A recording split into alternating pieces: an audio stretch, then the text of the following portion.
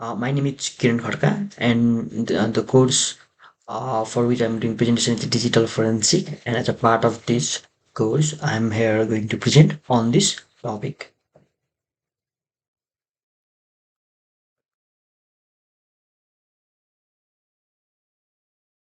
So here I'm going to talk about the introductions to target data breach. 2013 target data breach is one of the largest retail breaches in history, affecting over 110 million customers. Attackers exploited a vulnerability in Microsoft XML core services, specifically CVE 2013-0343, to deploy malware on a target point of sale systems. This malware captures sensitive payment card information. Despite multiple security alerts, the breach was not detected until it was too late, allowing the attackers to exfiltrate customer data. This investigation aims to uncover how the breach occurred, how target security system failed, and how we can improve the future.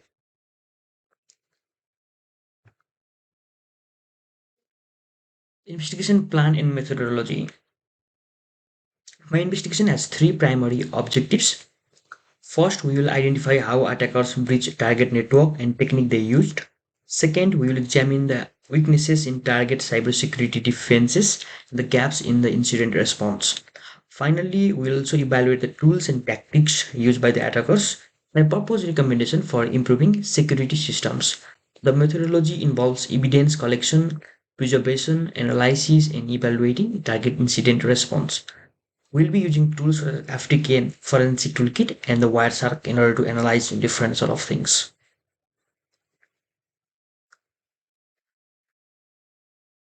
Evidence collection sources. Evidence collection is the first and crucial step in any forensic investigation. In the case of target breach, we gather evidence from several sources.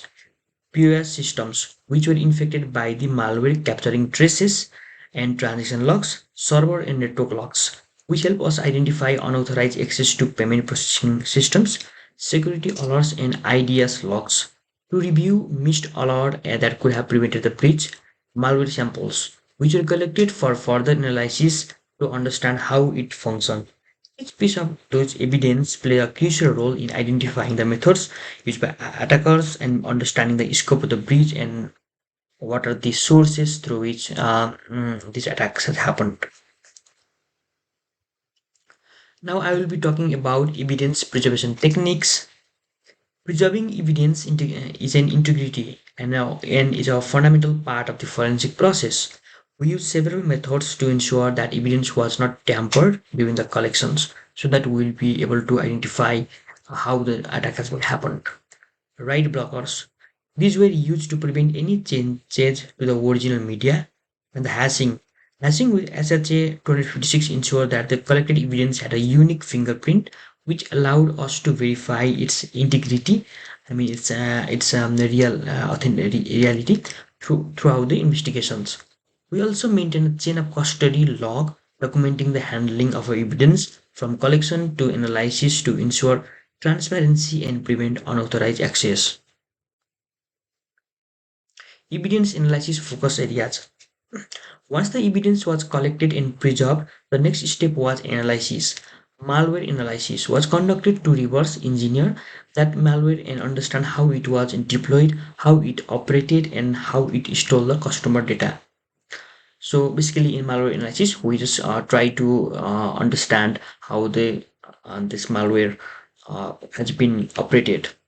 We also analyze network traffic and server logs to track the attacker's movement within the network and uncover the path of the stolen data. Lastly, we evaluated the target incident response and containment actions to assess their effectiveness in detecting and mitigating the attacks. Data validations and hashing. Data validation is crucial for ensuring the integrity of evidence collected. We use hashing algorithm to maintain the integrity of the evidence throughout the investigation. MD5 and SHA1 are less secure due to vulnerabilities, but were used historically. SHA-2056 was used as it is a more secure and resistant to collisions. At each stage of the investigations, we revalidated the evidence by comparing the original and collected hashes to ensure no tampering occurred during the analysis so that it won't affect any kind of proof or sources. So finally, I'm going to talk about the forensic tools used in this investigation process. To assist in the investigation, we used several forensic tools. First one is FTK, Forensic Toolkit, was our primary tool for imaging the systems and analyzing the data. It allowed us to recover files and search for any suspicious activity within the system. Wireshark is another forensic tools we have used, which help us capture and analyze network traffic and was also essential for identifying the exfiltration of stolen data. Autopsy. Autopsy was used for analyzing disk images and recovering deleted files, providing a deeper look at the compromised systems. Hexadecimal editors. We use hexadecimal editor to inspect raw binary data at the byte level, which help us to understand how the malware functioned. And finally, I'm going to talk about CB, which is commonly vulnerable exposures. A unique name is given to its kind of publicly available cybersecurity vulnerabilities. So here I'm going to talk about CB 2013-0343 exploit in ATT and CK framework. Uh, This is a vulnerability in Microsoft XML core services. The vulnerability allowed attackers to remotely execute arbitrary code and gain access to target internal network. Using the ADT and CK framework, we can break down the stages of the attack. At first, the first process is initial access was gained through CB 2013-0343 vulnerabilities and execution. Execution occurred when the attackers deployed malware on our host systems to capture payment card informations. And finally, exfiltration of the student data occur through command and control channels to external servers. This framework helps us to understand adversary tactics and provide valuable insight for defenses in the futures. To summarize, the 2013 data breach highlighted the significant weakness in both target security infrastructure and incident response protocols. By using a methodical forensic approach, we identify the key vulnerabilities that were exploited by the attackers.